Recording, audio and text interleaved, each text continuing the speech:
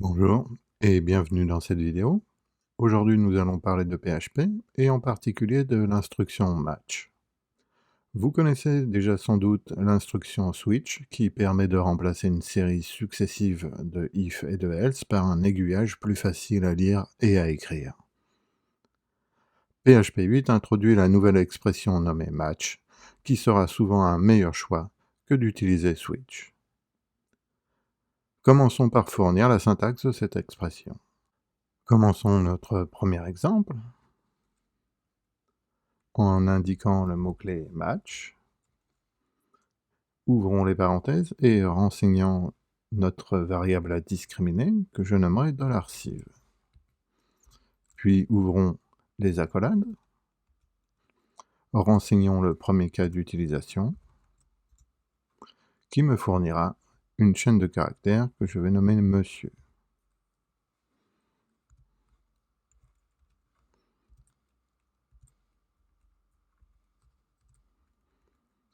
Puis un deuxième cas d'utilisation pour la chaîne de caractères madame, un troisième cas d'utilisation pour la chaîne de caractères mademoiselle, et enfin un cas par défaut qui me retournera la chaîne de caractères aucune civ. Match me retournera une chaîne de caractères que je vais stocker dans une variable nommée $strciv.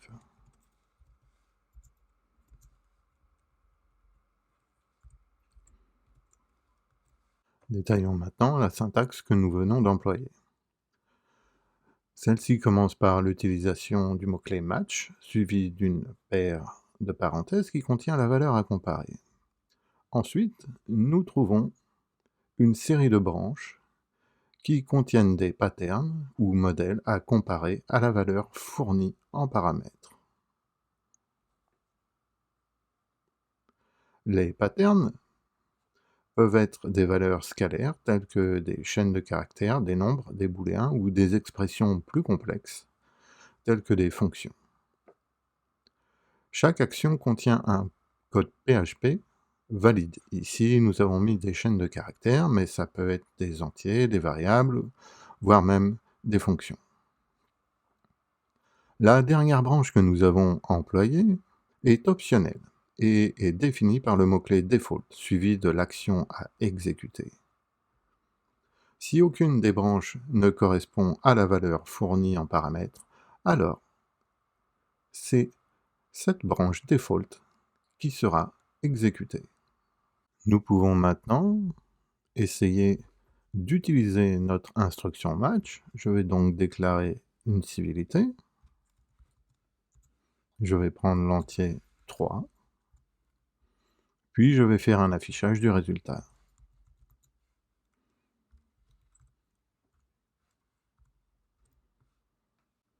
Allons maintenant vérifier notre résultat sur Safari. Évidemment, ce que nous attendons ici, c'est l'affichage de la chaîne de caractères mademoiselle.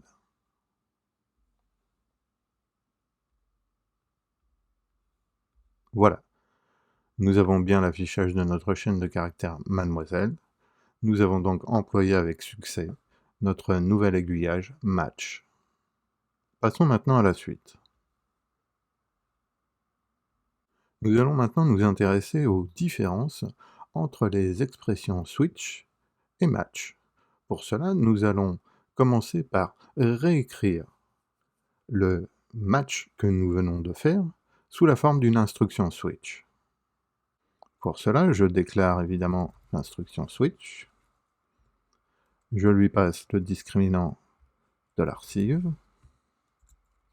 j'ouvre les accolades, puis j'utilise le mot-clé case pour définir un premier choix, je lui passe le numéro 1, suivi du 2 points, j'indique l'instruction, monsieur, je n'oublie pas d'enregistrer cette instruction à l'intérieur d'une variable, et je termine par le mot-clé break.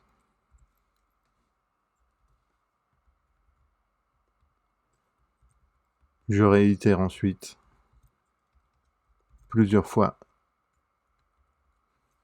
ce même pattern.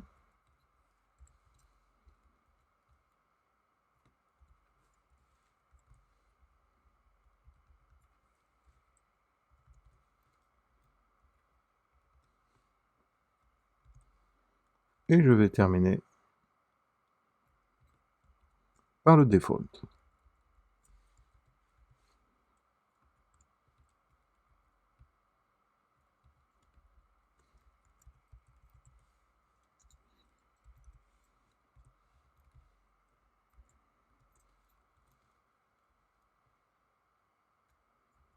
Je vais commenter le code précédent.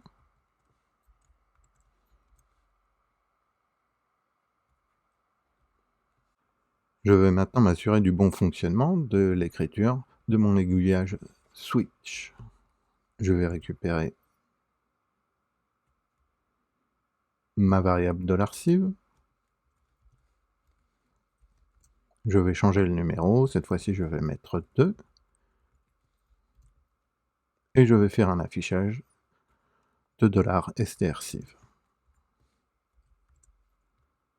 Nous allons passer sur Safari pour voir le résultat. Ici, nous attendons évidemment l'affichage de la chaîne de caractères Madame. Voilà, nous avons bien affiché la chaîne de caractères Madame. Notre instruction switch est valide. En comparant les deux codes que nous avons sous les yeux, nous pouvons indiquer plusieurs choses. Déjà, ils effectuent la même tâche. Mais, tout d'abord, on remarque très clairement que l'expression match est nettement plus courte à réaliser. Elle ne nécessite pas l'utilisation du mot-clé break.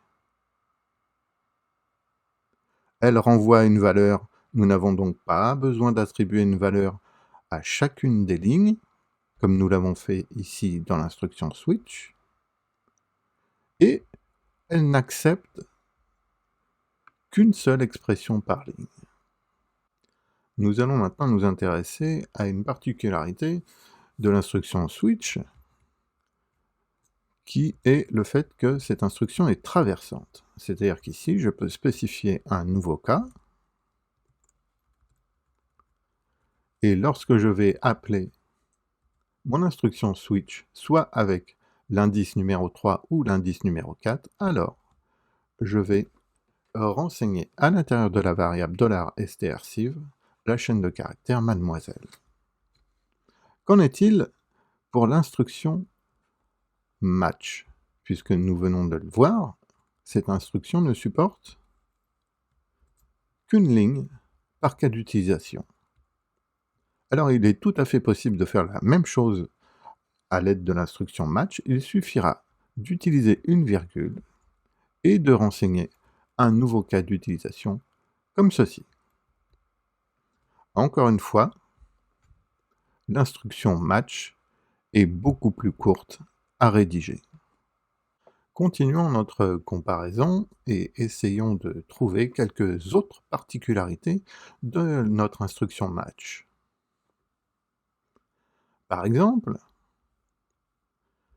si nous passons comme discriminant non plus l'entier 3, mais la chaîne de caractères 3, que va-t-il se passer lorsque j'aurai exécuté mon instruction? Et de la même manière, que se passe-t-il avec l'instruction switch? Regardons ensemble le résultat de ces modifications sur Safari.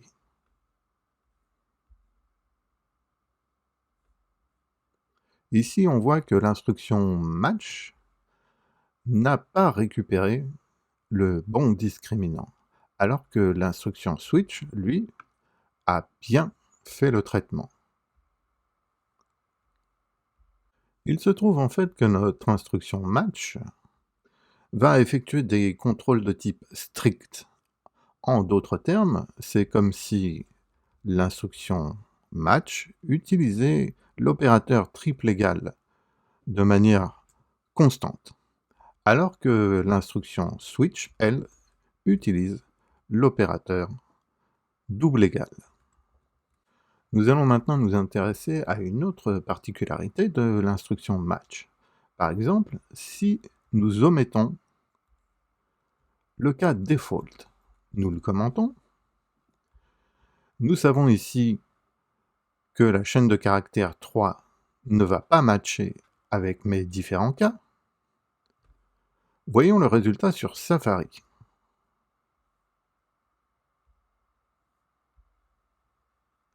Vous le voyez ici, PHP a directement levé une exception. En effet, si vous oubliez de vérifier une valeur et qu'aucune branche de type default n'est spécifiée, alors PHP va lever une exception telle que mentionnée ici.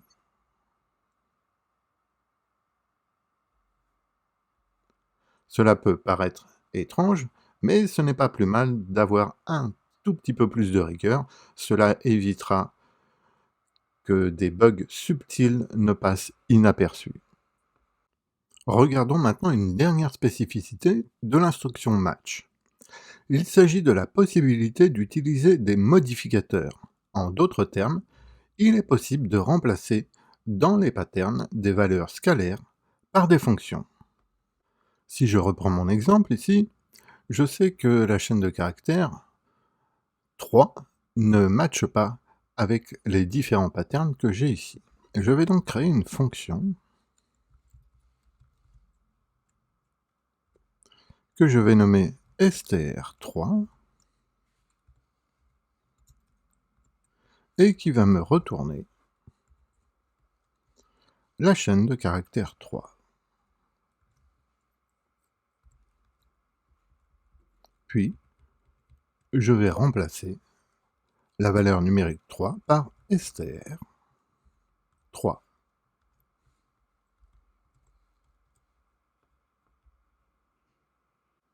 Regardons maintenant le résultat sur Safari. Et ici, j'obtiens bien la chaîne de caractères mademoiselle. Nous sommes donc passés à l'intérieur de ce pattern, et la chaîne de caractères 3 a matché avec la variable $civ que j'ai passée en argument. En conclusion, la syntaxe match de PHP 8 offre une alternative plus concise et plus lisible de la syntaxe switch existante. La syntaxe match offre également des fonctionnalités supplémentaires telles que la possibilité de retourner une valeur à partir des blocs de code associés et l'utilisation des modificateurs pour spécifier des conditions plus complexes. Je vous invite donc vivement à utiliser cette nouvelle instruction et dans tous les cas, je vous dis à bientôt pour un nouvel opus.